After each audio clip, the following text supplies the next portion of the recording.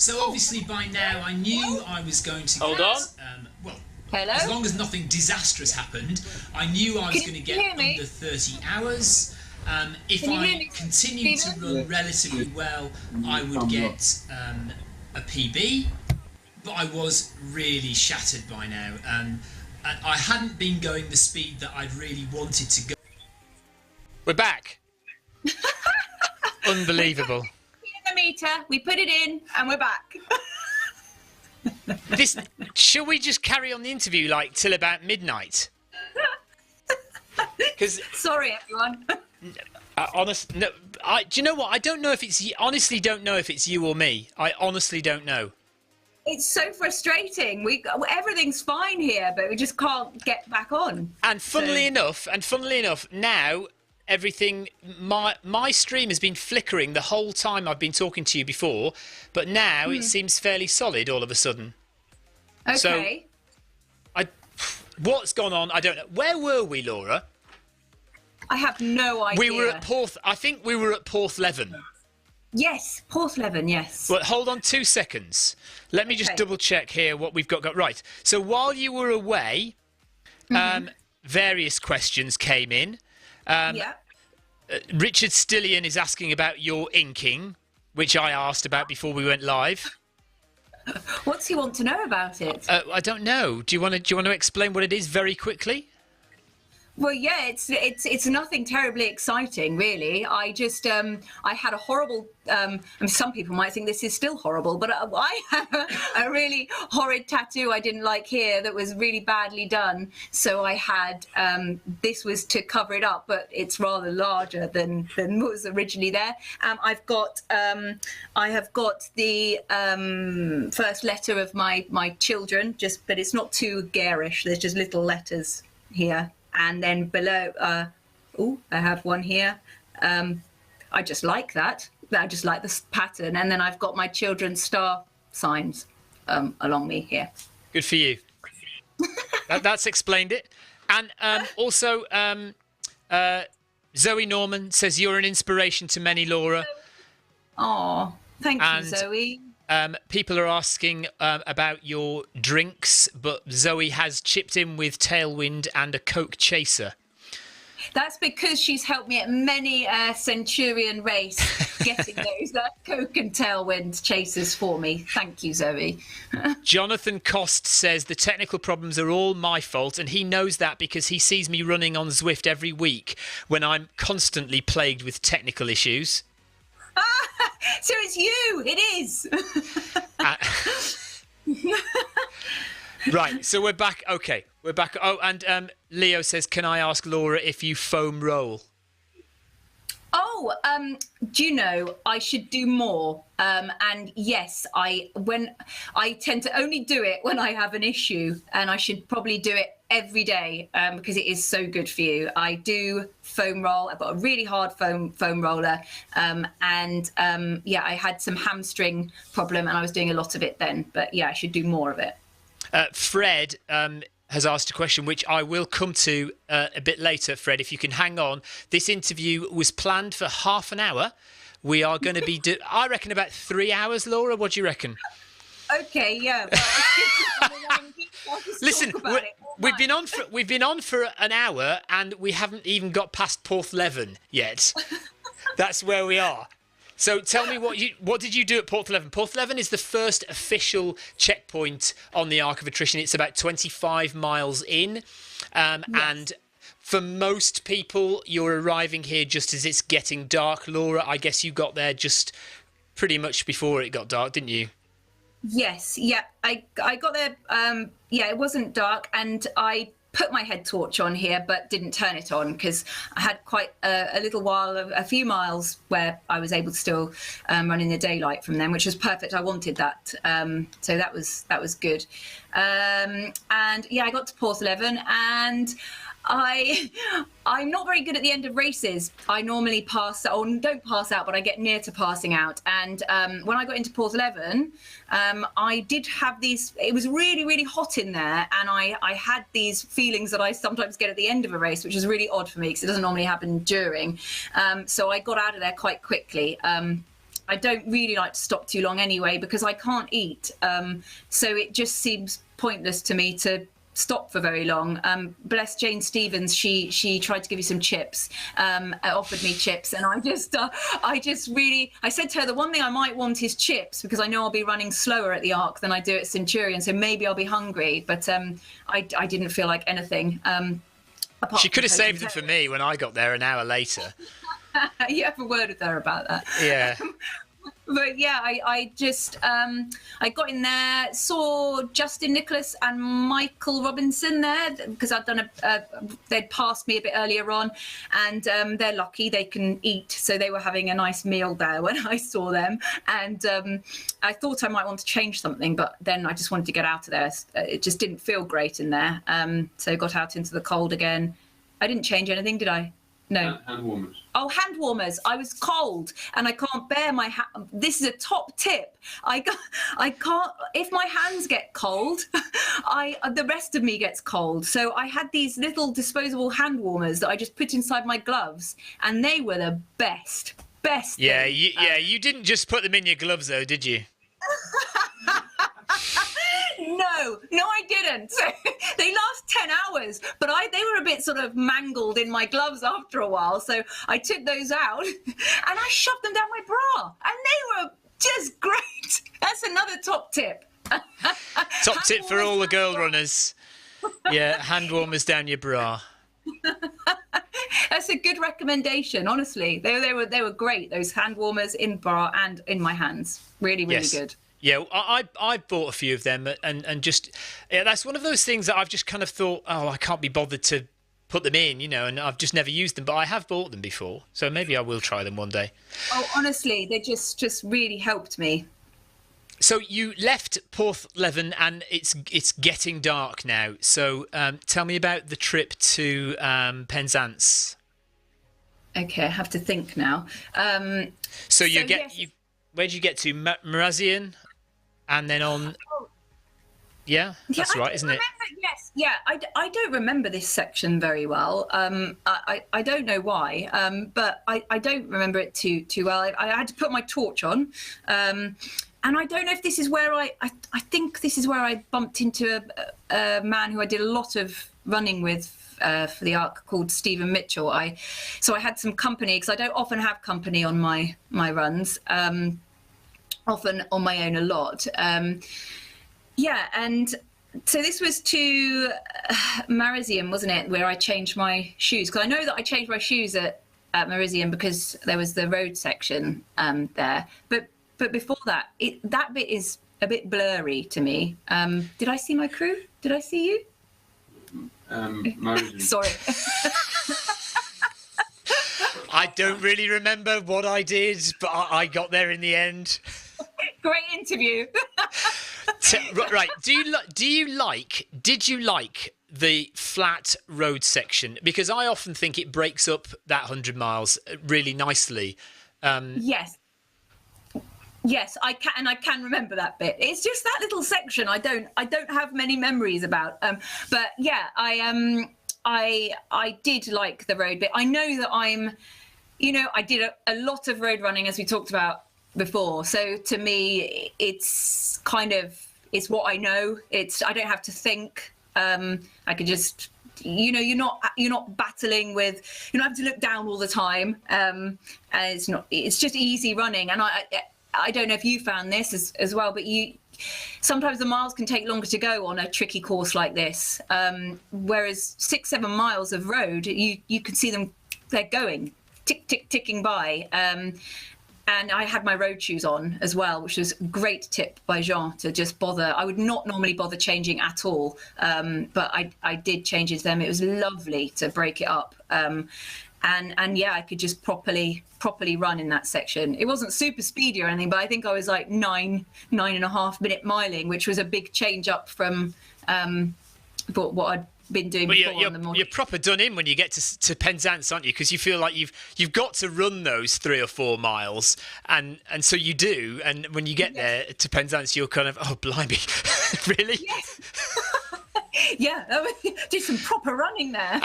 and I'm only at 38 miles. I've got another however many 62 to go. Oh yeah, and that's all. Do you know, 35 to 50 miles for me is always. I know it now, so it's got slightly easier to cope with. But when I first started doing the 100-milers, I would have such a dark time at 35 to 50 miles. And now I know it's coming. It's not so bad because I always think you start to feel a bit of discomfort around 35, 40 miles. Your body's obviously gone a long way already, but you've got an awfully long way to go and you're not even halfway. So yeah, I just embrace the sort of dark time. I did tell my mate Stephen actually that I'm having a dark time now, but it's okay. I'll get over it. It will pass. And you didn't eat at Penzance again? No. Did I? I think I had my first hot chocolate, which is really rare for me to have anything other than Tailwind. I do have the odd cis gel and the odd block, but I only had 2 gels, I think, the whole of the arc, and maybe 1 block. But yeah, I had hot chocolate. I just felt like, I don't know, I just felt like it. And that was a bit risky, but it was fine. I had a few hot chocolates after that. But no food. It was a quick in, out again. And I remember getting there, yeah, it was really windy and really cold. And I was happy to get out of the wind for a couple of minutes, but then straight back on again. And the section... Tailwind, I think. I was asking for Tailwind, but I knew they didn't have any. It's a bit stupid. Oh, so your crew wasn't at Penzance? No, you weren't at Penzance, were you? No, they went at Penzance. So I had to check. I know they weren't at Penzance because I wanted Tailwind and there wasn't any. So it gets quite scary in places going up to Minack Theatre, which is kind of your next major stopping point. I don't know if you stopped there at all. It's not an official checkpoint, but a lot of people meet their crew there. How did you find that section? I went wrong there as well. Yeah, I think I went. Yeah, I came in as a funny point there, and I think that's when I bumped into Dan Masters around there. If I'm not. No, it's not. No. I thought I did bang Michael Robinson. Oh, sorry, Michael Robinson was there. I'm sure I bumped into Dan Masters there. But yeah, I came in at the wrong point there. I don't know. It's quite tricky, isn't it? I don't know why. I had it on my watch, but I seem to go a bit wrong there. There's a left turn going down into the valley or into the cove, and then you climb up to Minack Theatre, and I went straight down the path instead of turning left. I had to climb all the way back up the hill. Oh no! Yeah, rubbish. Yeah, no, I went back up the road. Did I? See, Jean knows better than me what I did. Well, everyone else has seen our tracks. You see, they know better than us what we did. So yes. How did you fare from there to Land's End? What was the weather like for you? How was your clothing doing? How did you feel gastric-wise? Tummy-wise, absolutely fine. I am really lucky as far as that. Like I say, I can't eat. It's not because I feel sick. I just literally, it's like the race nerves. The night before I'm struggling, but I can force it down. So I'm quite lucky that I have Tailwind because it doesn't hurt my tummy. And so yeah, my tummy was fine. My kit was good. I had a rub on my back, and this is where I'm stupid because I don't like wasting time, and I knew something was rubbing my back, and it was actually my foil pack in my backpack, and I decided to just leave it. I had an awful chafe from that, a really, really bad one, and I knew it would be bad, and I was just thinking I'll just deal with it when it's done, which is a bit stupid.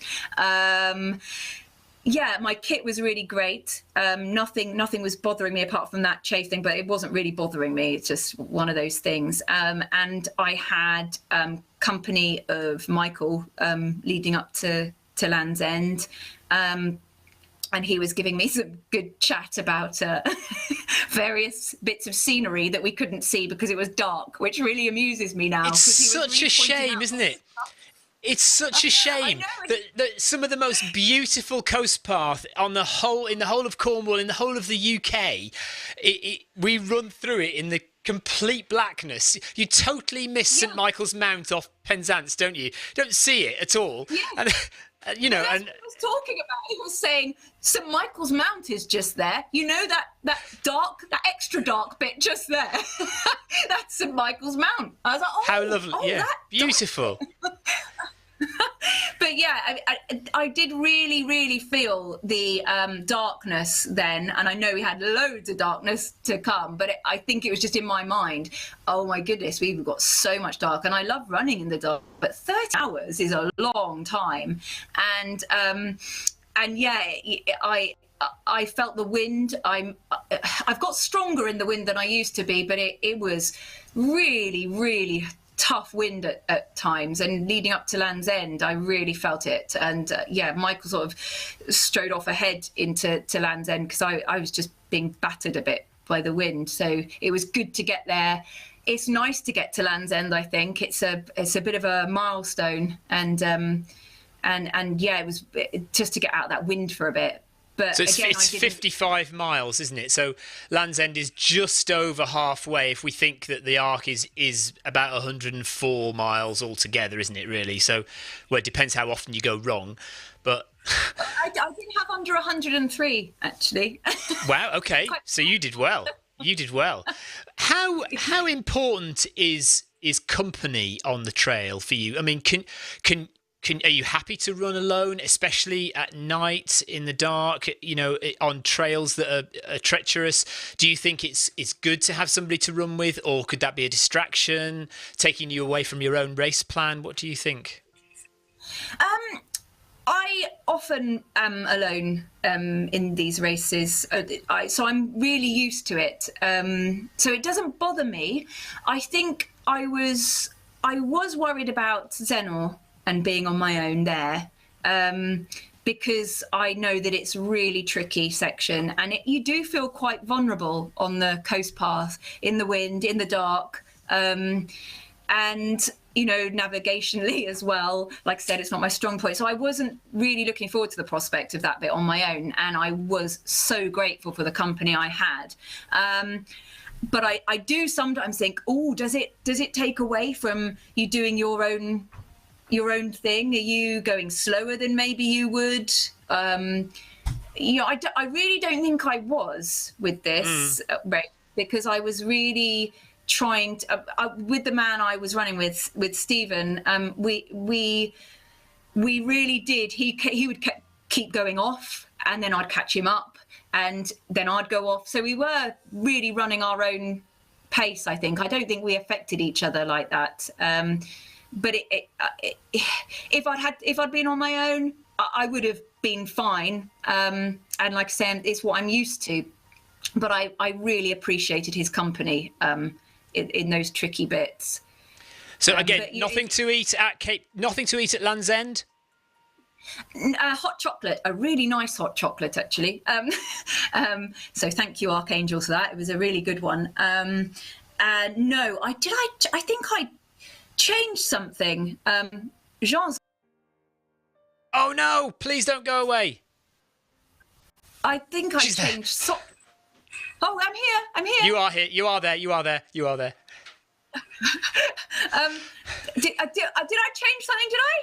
No, socks. Oh, I changed socks. Yeah. But I didn't have anything to eat. No, I wasn't there very long. At Land's End, I wanted to get on. I knew what was coming, and I really, really wanted to get that bit done. And how are you feeling at this point? Are you feeling strong? Is there a lot of energy in your legs, or are you beginning to tire? I mean, I get to Cape Cornwall, which is the next little stop after Land's End, and by then I'm really starting to feel it. How are you there? I wasn't feeling too bad, actually, at Land's End. I was feeling my legs were feeling quite good and strong. Like I said, you do naturally start to feel things in your body, I think, when you've got 40, 50 miles in you. I think I mean, I'd have to ask Kim Collinson how his legs felt, I think, for a proper elite runner. But I think naturally you start to feel things in your body. Anybody would, I think. But I felt strong. I felt good at Land's End, and ready to take on the next section. I think maybe by Cape Cornwall, I was feeling my legs a bit more. It's hard to explain. I think you get points where you start to feel things, and then you get used to it. For me, I just start to get used to it, and then it eases. What's your advice? What's your advice then for? Because people drop out at the Arc for all sorts of reasons, but you find that the places they drop out are Penzance and Land's End, and some at St Ives if they've taken a real battering, and just can't get out for that last 20. What's your advice at Land's End and Cape Cornwall when you are mentally suffering? What do you do? How do you get out of that low? And physically, what are you going to do with yourself to get yourself to the end? It's tough. I think with these races, there is so much that's down to mental capability. I reckon there's like 40% body and then 60% your mind. You have to be so strong mentally. I am really stubborn, and I'm really determined as well, and I'm really hard on myself. So I think for me, I'm always thinking, if I stop now, I am going to absolutely beat myself up at the end of this about it, and be so annoyed with myself. And I've always got that in my mind. I also think, this is a top tip from Jean actually, one foot in front of the other, just keep moving, keep going forward. I know it sounds obvious, but if you could just keep thinking to yourself, you might feel slow and that can really drag you down. You think, I've just got to stop now. But if you can just think, well, if I keep moving forward, you're chipping away at it. You can keep going.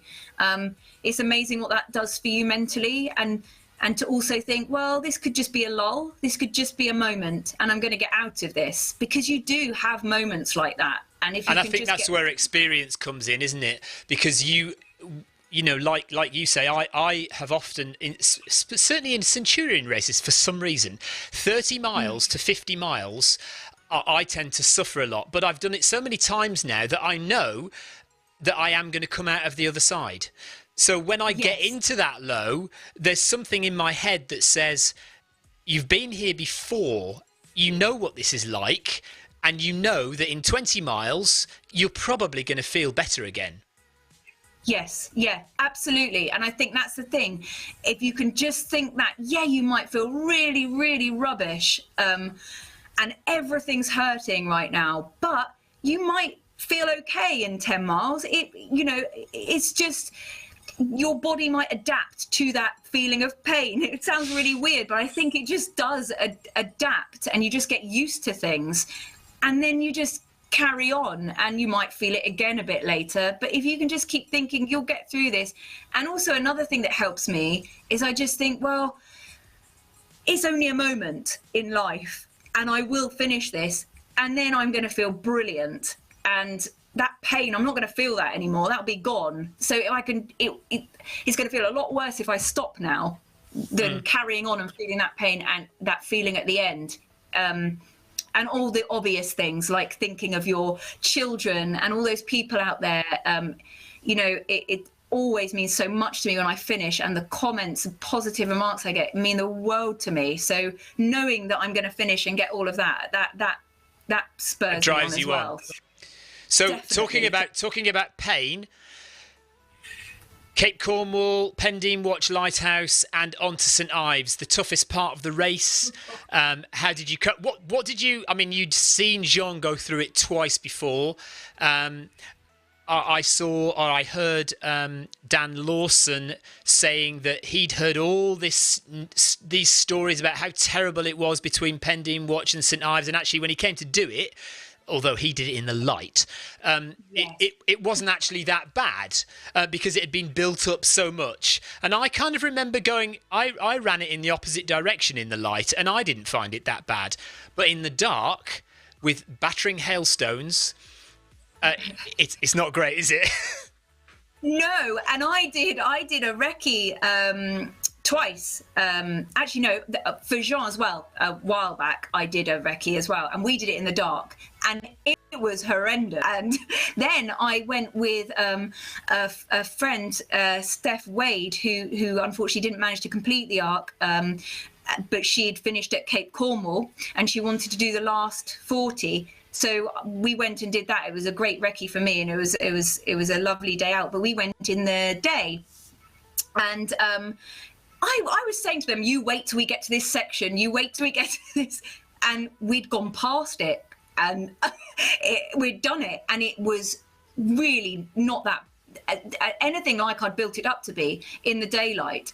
But going there and doing it a couple of weekends ago, it was brutal in the dark. And what have you got in your legs then? 60 miles? Yeah, 60 miles in your legs.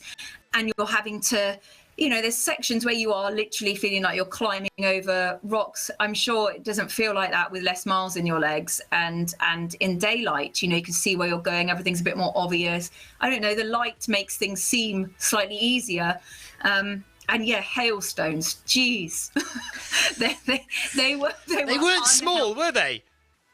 No, they were really they were brutal. I remember putting my hood over. I was down here. I had a buff up here, and it was really unpleasant. And unfortunately, leading up to St Ives, I did have a moment where I hallucinated. And I lost the vision in my right eye.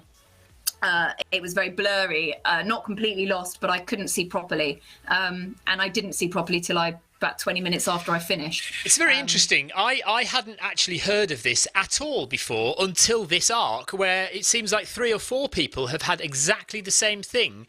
Yes. And it is a known issue, apparently. Yeah, I never suffered with that before, and I do sometimes get migraines. So I not it's only where I sort of get blurred vision actually, and I thought maybe it's one of those, but it doesn't feel like that. And I did tell Stephen, I ran with him on that section, and I said to him, I can't see properly out my right eye. And actually, this was when it was really nice to have someone with me, because he said, well, I can't see properly out my left eye. So together, we're fine. we were a nightmare. We were both seeing marshals on cliffs, which weren't there. It is weird, isn't it? Yeah. Yeah, I've never hallucinated before, and I properly did. I saw Jean waving happily at me up in on a cliff edge. And yeah, I mean, my eye, it did bother me. I'd be lying if I said it didn't bother me. I was slightly worried about that, and I thought maybe it was because it's the longest I've been on my feet. My longest 100-miler was the first one I did at 23.5 hours. So when you're not eating solid food, I did think, is that it? Is that my problem? My stomach did feel empty. I admit that. But I think it was the wind. The wind was so cold and so strong. And then the hailstones as well. I've been told after by the medic that's what they think it was, that it was the cold wind, and that you should wear protective goggles apparently when it's like that. So let me just talk about Tailwind very quickly as well. So you don't eat, you find it difficult to eat, and you are able to manage on Tailwind. I mean, I've tried Tailwind as well. I don't get on with it as well as you seem to. I can stomach it for the first 20-30 miles, and this happens with a lot of my nutrition actually, is by 30 or 40 miles, I'm sick to death of it and I just want something else. Are you able to drink Tailwind for the whole 25 hours?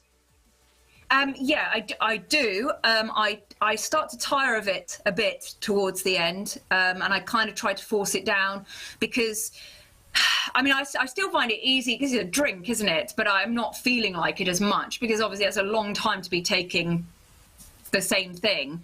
But I know if I'm not eating, I need to have something. So, yeah, and it does give me all I need. And I am a Tailwind ambassador now, but I'm not just saying it for that. I'm a Tailwind ambassador because it's something has worked for me before being a Tailwind ambassador, and it that's why I wanted to be one. And it was amazing during the Centurion races, during that heat, because I remember feeling like I might cramp because of the heat, and I just put extra Tailwind in because it's got salts and everything in, so that it was brilliant for me during that, and at the Arc for such a long time not to eat, and I really thought I might eat something at that, and I just couldn't. So yeah, I did take it throughout, and hot chocolate. Had 3, I think. So hot chocolate.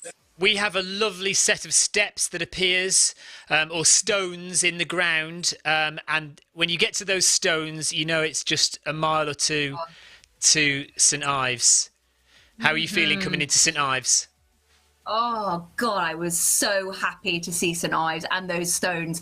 And poor Stephen, I've been saying to him for ages, St Ives is so near now, it's just over that hill, and I think he just wanted me to shut up, but it was not over that hill, and it wasn't over that hill. It took ages to appear, and yeah, when it did and it was daylight, that was just magic, turning off my torch and knowing we were coming into St Ives. And I knew then it was easy running, really. After St Ives, I've done that bit, and I knew if I could just make my legs, by this point, my legs are definitely feeling it. I'm definitely know I've got 78 miles, whatever it is, in my legs. I'd be lying if I said they felt fresh and like running the last 20 in. But I just wanted to know that I could run it in. I didn't want to have to walk it in. And I did feel like my legs had enough in them. And yeah, I saw my crew. Jean came running up to me. Actually, I think he was carrying some some shopping bags, which was interesting. And that wasn't hallucinations. He was genuinely carrying some shopping bags. I don't know why. Well, it's because it's so long between Pendine Watch and St Ives that it's time for your crew to go and do what they want to do. And he wanted to go shopping. Yeah. I hadn't told you nearly missed me on one point because they were waiting for a curry. So... Yeah, he just got there just in time. Laura, you've got 78 miles in your legs. You've got another 22 miles to do. To any normal person who doesn't do this kind of stuff, I mean, how on earth are you supposed to train for something like that? Leo has asked a normal average long run. How long is that for you? How many miles do you get through in a week? Okay, well, I don't have a coach, and I sound so rubbish, but I it's all being guesswork for me. I literally thought when I started the 100 milers, I'm going to have to up my mileage. So I thought I need to run on tired legs. That was just what I thought I needed. You're going to have tired legs in a 100 miler, so I need to run on tired legs. So I decided that I would do 70 plus mile weeks and incorporate some long mile runs in that. But there was I wish I could give more specific, like I had some great training plan. I've got 3 children and I was studying. I have to sort of gauge when I can fit things in. What was your longest training run? My longest training run was, so I got to think now, for the Arc, it was 36 miles. Okay. And sometimes I would do, not for the Arc, but on other hundreds, I've done sort of 20 miles one day and 20 miles the next day, which some people find works better. I do like to run on tired legs. I actually quite like the feeling of running on tired legs. I feel like it's strengthening me. And do you have a rest day every week? Yes, I do. I'd say that I run 5 or 6 days a week. And like I say, I did for the arc, I did a block of 8 weeks of 70+ mile weeks. So none of them were, that was a full stretch of 70+ mile weeks. I didn't manage for the Centurion ones. I did do the odd 100-mile week, but not, only a couple of those. And a lot of my runs are, 15 miles. I'll do 50 miles one day, 15 the next. And I rarely go under 10 miles, if that gives any kind of a gauge of what I do. And it's, it's all about fitting it in when I can, and it's not always easy. Do you do speed work at all for ultras? This is something I think I probably should do. I go out. I very much, after all that time of focusing on speed and breaking myself and losing the sort of love of or the forgetting why I do it, I sort of loathed speed work for a while. But and I've gone back to, I run on feel. I'm probably getting it all wrong. Probably could do it a lot better. But I just run on feel. So if I'm feeling good, I'll pick up the pace, and that'll be what I feel is my speed work. And I will really push for that run because I'm feeling good. If I'm not feeling so good, I will just tick over the miles and get the miles in. How long did you spend? How long did you spend at St Ives? Oh, St Ives. I was rushing Jean. I was being a bit horrid, actually. He was changing my shoes to the Challengers and changing my socks, and I just wanted to get out. I just wanted to get out and get on. I don't know. Did I spend more than 5 minutes there? Between 5 to 10 minutes. He says between 5 to 10 minutes. I don't think it was 10. I would, yeah. So a takeaway from. A takeaway from this, Laura, for me. Yeah. Sorry, a takeaway from this for me is your keenness to not waste time at aid stations, and I know that a lot of us do this, don't we? Aid stations are comfortable, they're warm, there's lots of food there. We pretend sometimes that we need to be at this aid station for a little while to change our shoes, to change our top, to have lots of food, and we spend half an hour there, and 4 aid stations, that's 2 hours gone of your race. Yes, yeah. I mean, I was having a go at myself after the race because a few days later I was sort of being the geek that I am, and me and Jean, we were so exciting. We were looking back at the race on Strava and seeing where we'd gone on, what time I got there compared to him and all that. And I felt like I did accumulate more time, even with my little 5-minute stops or 2 minutes sometimes. It all adds up, and I don't know, I shouldn't look at it like that because I am very aware. I know that I get out as quick as I can, and I think the aid stations are brilliant. And if you need to stop, you feel you need, I won't sit down. People offer chairs, and I don't want to sit down because for me, it's not good for me mentally. I don't want to get the nice feeling of sitting down because I might not want to get up again. And I just. Oh, I know that. I know. I don't want to risk that. So I never sit down. Never ever sit down. And I very much am. It'll probably sound really bad, but I'm aware of wasting time. And I don't want to look back at my race. Again, it's me having a go at myself. There's nobody else. It's just I will look back and go, oh, Laura, if you just hadn't stopped there for so long, your time might have been this. Or, I look at the course record and I think, well, maybe if I hadn't done that, maybe if I hadn't change my socks there, I might have got that. Or it's about you did change socks and shoes quite a lot, it seems, from our discussion today. Yes, that's very rare for me, very very rare. I didn't on the Centurion ones, and I did on Jean's recommendation because he's done this twice, and I'm so glad I did. It was worth the time spent on it. It didn't take that long. He did it for me, and to have my road shoes on that breakup on the road section was just so good. And changing my socks again later on, I think I changed them to go back into the fartes, and then for the last 20 miles when I changed the challenges, I changed socks then as well. It was just brilliant to have, you know, when your body is aching at 78 miles, just knowing that I had my favourite shoes on. They're so comfy, those challenges. I felt I left St Ives bouncing. Now the thing about that last 20 is, given what's gone before, the last 20 is very easy. But I keep forgetting there are hills in that last, and there's one or two tarmac hills coming out of St Ives that really aren't very pleasant at all. And then you've got the ups and downs going into the last but one Portreath. Yeah. Yes. And then you've got some ups and downs into the last at Porthtowan. How did you feel coming into that last 10 miles of the race?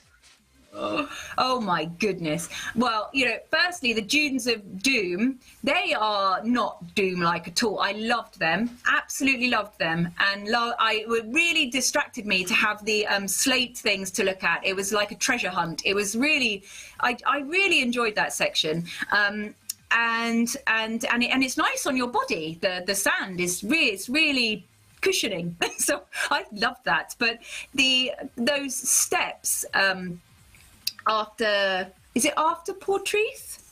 Is it after Portreath? Yeah. There are steps after, yes. Oh my goodness. I was literally... And before though as well. There's that big valley just before Portreath, isn't there? There's a big valley just before Portreath. Yes, and I wasn't expecting that valley. I'd forgotten about that. And yeah, that was an interesting section. That was a section where I really hated everyone that had poles, and I thought this is where I should have tried poles, because I should say, I mean, I still don't know if I would use them. I've never used poles before ever, but Stephen who I was with had poles, and he was always going away from me up hills. So I always caught him back up again, but he did have an advantage. Justin Nicholas and Michael Robinson, they both had poles as well, and up hills they were much better than me. But maybe they're just better than me at up hills. I don't know. I used them for balance. I used them for balance during the difficult section between Pendeen and St Ives. That's the only time I used them, but not necessarily. It was a help climbing up the hills. But I kind of tend to find that over the rocky terrain, I can, if my legs are tired, it stops me buckling, and maybe that's, I don't know. Well, yes, maybe it would stop me falling over, but that would be helpful. Fantastic says, do you cross train? No, I'm afraid I don't. I really do have limited time. So, and my one love, my one hobby is running. I love running, and I probably should cross train. I will say, you know, I can see the benefits. I'm not all knowledgeable in this, but I don't have time to cross train, and I don't have the want and the will to either. The only other thing I do other than running is I plank every day, and sit-ups and press-ups to help my core strength. But I don't do anything other than that. So you get to the top of the hill at Porthtowan, and in the old days, back in the day when Jean ran it, you'd run down the hill and you'd get to the blue bar at Porthtowan. That's the end of the race. You've finished and you can collect your buckle. It's not like that anymore, is it? No, it's not. My goodness, I was so happy to get to Porthtowan. I was nearly crying at that hill. There's a hill at the top and you run down it. And I could see the blue bar, and for some unknown reason, I was looking for people at the blue bar to be cheering me, and there's no one there because it doesn't finish there. I knew it didn't finish there, but I was looking for people, nearly crying, getting over emotional too early, and then thought, oh God, what is this section going to be like? Jean had told me, and I wasn't trying to chase the female record, but Jean had told me that I had 55 minutes. This was a while back. I knew I couldn't do it, and I should have. This is where you should probably plan your race and look at your time and look at your pace. If you're anywhere near getting a course record, maybe you can go for it. But I did none of that and thought about it far too late. I didn't think I'd have any chance of getting it, I think. So I just didn't. I didn't think about it. And yeah, it was too late by the time I did think about it. So yeah, but I was still thinking, oh no, that course record, if I'm anywhere near it, we've got that hill to go up. And I had no idea how brutal that last hill was. Fergie would be so proud of himself, so proud, because it was horrendous. We were looking at in one of our sad evenings again, we were looking at the incline that I went up at the end there, and my minute miling was like 26-minute miling. It's horrible, isn't it? Yeah. Oh, I was beat on that last hill. There was nothing I could do. I could see my crew at the top willing me on, and I was just looking up. It is probably one of the worst hills on the whole course. And yeah, I mean, it's probably, I mean, in all honesty, it probably is the longest climb on the whole course. I can't think of another climb that is as long off the top of my head. Maybe those steps before Portreath, yeah. Yeah, possibly. Yeah, it was similar to that, because up those steps I was holding onto a railing to try and pull me up the steps, and it felt like that on that section. But thank God, that when you get to the top, it's I think I just felt beaten. I felt frustrated on that last bit, because you're so close, and actually when you're so close you can actually really run, I think, because you're so close. And I was running down that hill before the blue bar, and I was running on all that road bit quite well, I think, for bit 100 miles in your legs, and I wanted to run it in and I couldn't.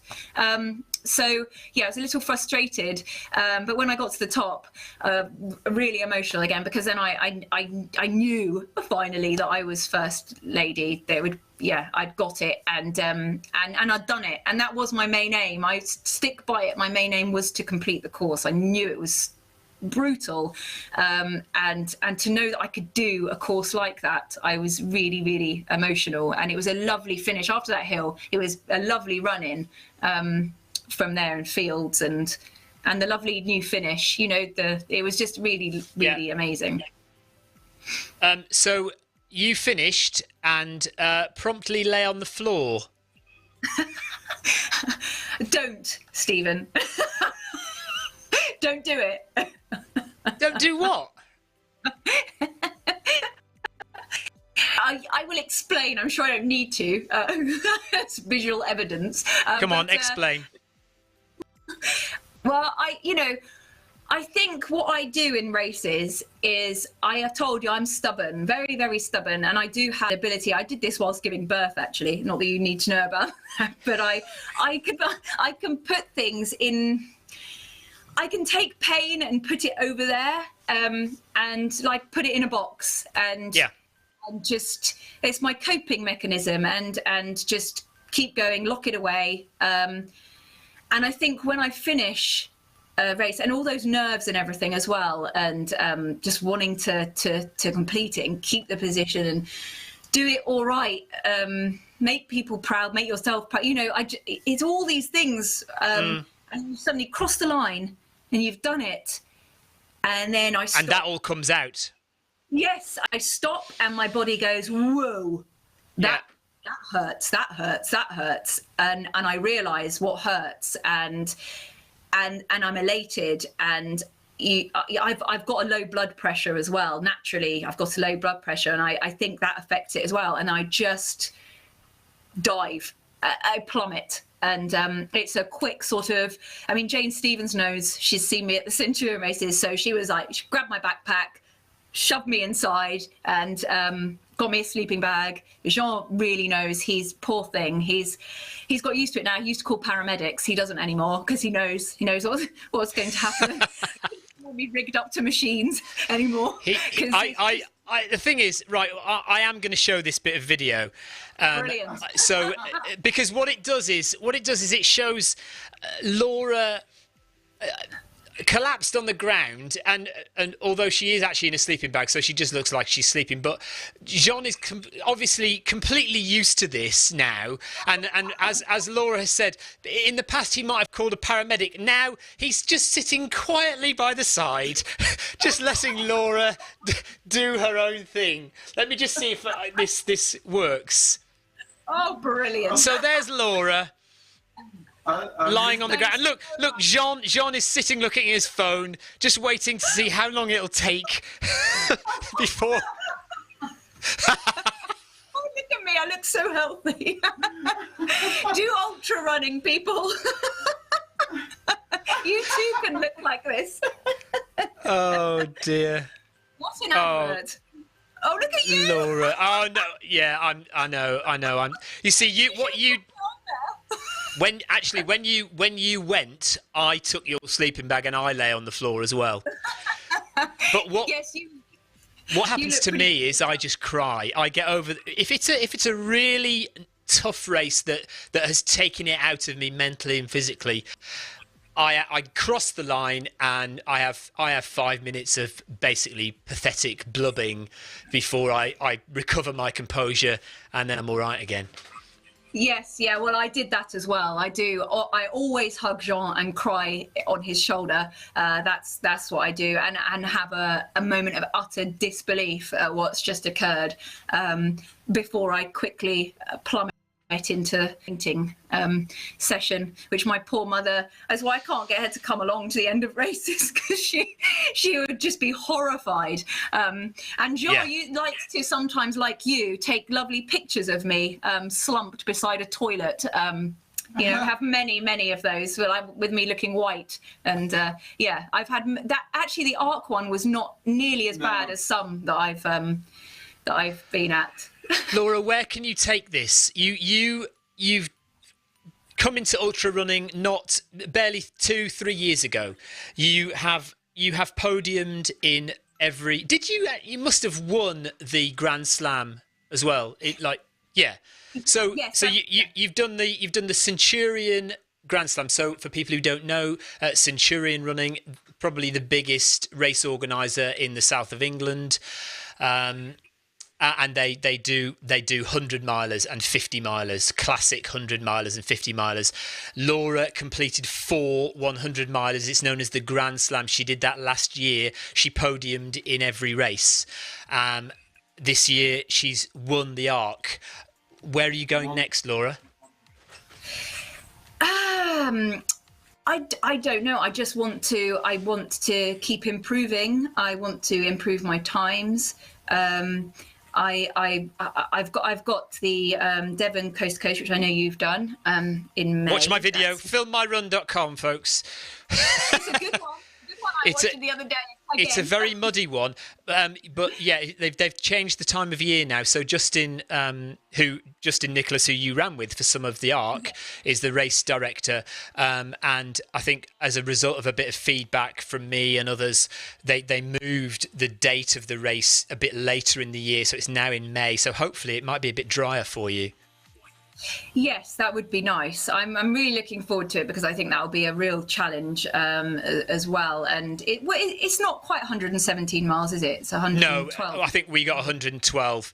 And and another thing to mention about that is Alex Lockett, who came 7th or 8th in the ARC this year. You just overtook him at the end, didn't you? Yes. He won last year's Devon Coast to Coast in an unbelievably fast. I can't remember the time, but I mean it was about 10 hours faster than me. It was incredible. Yeah, he did. I think he did 26 hours, didn't he, or something? I think. Yeah, yes, that sounds about right. Actually, 26. Yeah, so 7 hours faster than I did it. I mean, incredible running. The guy was at 80 miles and was still looked like he was fresh out of the house. Yeah, he's amazing. He is amazing. So I would like to hopefully do a good job at that. Again, I have no idea what to expect from it. I will recce it because I know that I could get very lost. yeah, so I've got that. I've got quite a few races this year. There's nearly one every month. And I've got the A100 again, because I really would like to keep I mean, I love that race anyway, but I want to get into the Western States, so I have to keep doing one. But it's great because I love the Centurion races, and it doesn't feel quite right not to do one each year. So Western States is a kind of long-term goal, provided you get picked in the ballot at some stage. I would absolutely. I am desperate to do that race. I just really want to do that race, and I only had my first ballot entry this year and wasn't fortunate to get a place, so I will just keep on trying. It's the same. I would love to do the UTMB, but yeah, I have to keep putting my name in. I think you've got enough points for the UTMB. Yes. I have enough points. I just got to try and get in on the. Let me just show this. So this is the ITRA, which is the International Trail Running Association. It's basically the organisation that is UTMB have created this, and this is Laura's profile. So you can see her Arc of Attrition 2019 there, and she has is that 5 points for that. And then you've got all the Centurion races from last year. Again, some 5 points, 6 pointers as well. So there's some good runs there, and just kind of chopped off the end there. MOUN, that says mountain. So you are yet, Laura, to do a race with massive peaks in. Is that something that interests you? Yes, definitely. That's the progression, really. I would never ever say any 100-miler is easy, and I certainly don't consider the Centurion ones easy at all. But it was just a step up in a different direction with the Arc, just for the terrain and a bit more elevation as well. So to know that I can cope with that and do all right with that, then yeah, I want to do something. Again, step it up to a different level with more mountainous stuff. And Jeff, I would love. Yeah, sorry. Well, all right. Jeff Partridge says. Oh yes. He says, "The spine?" ? I was just about to say that. I would love to do the spine. Yes, I would really love to do the spine. God knows why. Because I mean, Jasmine Paris was an inspiration to everybody, wasn't she? Amazing. Spine. Just incredible. And she, me and Jean have talked about the spine lots before, and then watching what she did, it just really has given me a kick to give that a go. But it's something I would have to really think about my nutrition for, because I don't think I could survive on Tailwind for 5 days or 6 days. I would have to try and eat. Yeah, I mean, what do you think you still need to learn? I mean, I know that you might, I know you're very humble and you would say, well, you've got loads to learn, but, really, what do you think you need that you're not good at that you need to learn? Nutrition. I mean, I think I'm fine. I do totally believe I'm fine doing what I'm doing with Tailwind at the moment. But sometimes I think could I enhance my performance if I was able to eat a little bit? But I don't think I miss out on anything by not, because I have Tailwind.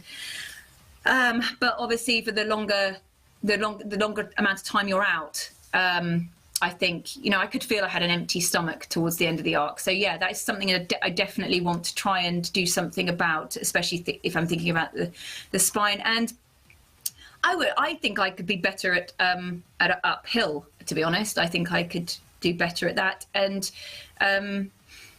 just get a bit faster on the more technical stuff. I would have liked to move a bit quicker on the more technical terrain. Well, I think the thing is, you are competitive. We know that. You'll you're winning races, you're podiuming in big races now. So you are up there. Are you happy with your strategy of just going out there and running to feel? Or is there some point at which you're going to say, right, now I need to start looking at my watch and checking times and doing all that? Or this is working for you so far, so are you going to stick with it? It's tricky because you always think, or I always think, I could do better. You know, I'm not the top of the top. I'll never be the top of the top, you know, but I you know, there's a lot better runners out there than me. And I do think, you know, what can I do to try? I always want to try and get as far up. I think everybody wants to try and get as far up as they can. And I can see there's areas that I don't, you know, I don't have a coach. I couldn't afford a coach. So that's a reason not to have one. And could that enhance things? Would it take away the pleasure of it? I do love just going out and running on feel. I know Courtney DeWalter does that. I learned that about her the other day, and she's incredible. And she doesn't look at her watch. She doesn't look at her pace. I think she just has like a simple watch, doesn't she? Yeah, you know, just nothing like. And I guess there's something to be said for that, you know, old school, going out, running, knowing your body, knowing what it can do, knowing that at a certain pace you're running, you know generally what time you're going to finish a race because you know your body that well, I guess. Yes, yeah, and I think I can pretty much feel what pace I'm doing now for not looking at, and I couldn't before, and I used to obsessively watch my pace, obsessively. And now I think I feel what pace I'm going. I'll always look at the end when I get back at what I did to know where I'm at. And I've kind of always gauged what pace I've done, unless I'm having a really good day and I've gone out really fast, and then I'm, that's a nice surprise. But but normally it's I've gone out too fast. I feel terrible. I'm not going to get to the end of this race. Yeah, no, that's why it's nice to go out on feel. And guys, only run fast, ready, feel good. We are coming towards the end of our interview with Laura. If you do have any final questions, just get them in now, because I'm aware that we have been going on for nigh on 2 hours now. So I apologise if it's gone on far too long for you. But if you get me and Laura in front of each other, we are going to talk running for a very long time. That's just the way it is. I thought we barely started, Stephen. Yeah, I know. Do you know what? Honestly, we could go on another 2 hours, couldn't we? Definitely could. Yeah, definitely. I am cutting things short, believe it or not. Oh dear. I mean, I wanted to ask you all about, you know, your life as a mother and a partner and having kids and working, and then you're doing a postgrad studies as well, aren't you? And you work. I mean, you know, your life is full, Laura. Where's your time for running come from? I don't know sometimes. Yeah, my life is really, really full. But I don't know. I just think if you want something badly enough, you make the time for it. And the most important thing in my life is my children, of course. So anything after, you know, everything else is secondary to that, including my poor partner. But he knows that, and he comes in a very close second. But you accept that, don't you? But no, you know, you have kids. They are, you know, they're the most important thing. So. Running has to come after that. I'm really lucky that my kids and my partner totally get the running, and Jean is a brilliant runner himself, and he's been injured this whole time through my Centurion Grand Slam, and crewed me, supported me. But he's been amazing, and I'm so lucky to have that. because I think if you have a partner that doesn't really get it and you're out for hours on end, and it could be tough. And I'm lucky that my kids are incredibly proud of what I do, and they're now showing an interest in running themselves. So that really helps. And I just, sometimes I'll get a run in with the kids on the bike. Sometimes, they'll join me for a little run. I'm not with their father as well. So, when they're at their dad's, I get long runs in. That's when I have to fit the time in, and that's when I study as well. My studying's done now, thank goodness. It finished a few weeks ago. But yeah, I don't know sometimes how I fit it all in, but I do believe that if you want something bad enough, you fit it in. You just make it happen. That's just what I do anyway. You stay up late, you just get it done. You get up really early for a run, you just do it. Me and Jean have gone for 20-mile runs after work in the rain and dark. And I think this is it. If you want something enough, you will find the time to do it, won't you? Yes, you can make all the excuses you want, but that's if you don't really want it enough. If you maybe I didn't want to go to parkrun enough this morning. Yes, maybe exactly. Maybe I didn't want to see Tom Evans this morning. You see, if only you had. Oh dear, Laura. Listen, we've gone on for 2 hours, and we've had all sorts of technical issues. For some reason, the last hour, it's been absolutely rock solid and fine as far as I can see. So we must have done. I know. Maybe there was like a glitch in the system. Nothing to do with either of us, a BT problem or something like that. I don't know. But we've got over the technical problems. I think you've given us a really good account of your ARC race, and we've heard a lot about who you are as a runner and where you want to go in your running.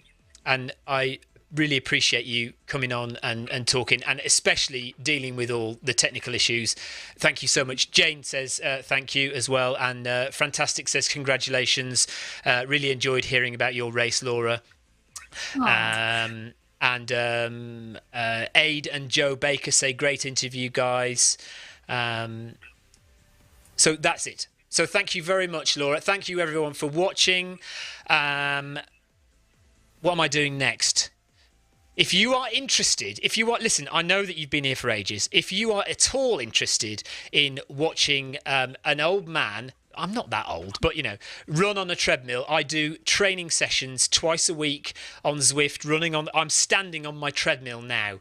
So if you want to come and watch me running on a treadmill, I do training sessions on a Monday and a Wednesday on Zwift, live on Zwift. And if you hate treadmill running and you think that you might need to do treadmill running in cold weather and you're dreading it, get on Zwift, because honestly, it's like a little running club online. You will thoroughly enjoy it.